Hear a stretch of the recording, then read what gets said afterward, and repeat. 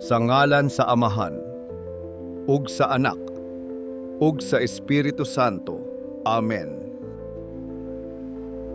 Langit nung Amahan, nagadayeg ug nagapasalamat kami kanimo niining nindot ug espesyal nga adlaw. Nagatapok kami karon aron sa pagsaulog sa usa ka bag-ong sinugdanan nga imong gitugot. Ang grand opening sa Johanna's Merchandise ug sa Kicks Meat Shop. Mapainubsanon kami nga nagahangyo sa imong balaanong panalangin alang niining mga tindahana. Panalangin ni kining lugara ang mga produkto sa mga estante ug ang tanang buluhaton nga pagahimo on dinhi. Panalipdi kining dapita gikan sa tanang kadaot ug peligro.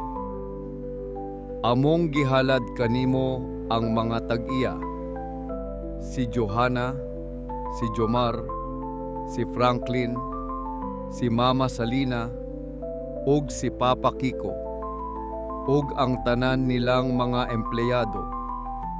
Hatagi sila ug kaalam sa pagdumala ni ining mga negosyo, kusog sa pag-atubang sa mga hagit matag adlaw, ug labaw sa tanan, usa ka kasing-kasing nga matinud-anon sa pagserbisyo.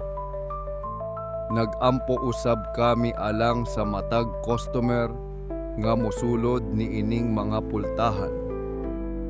Hinaot nga makit-an nila ang ilang mga kinahanglanon ug hinaot nga kining mga tindahana mahimong usa ka tinuod nga serbisyo sa komunidad. Ginoo, nagampo kami alang sa kauswagan.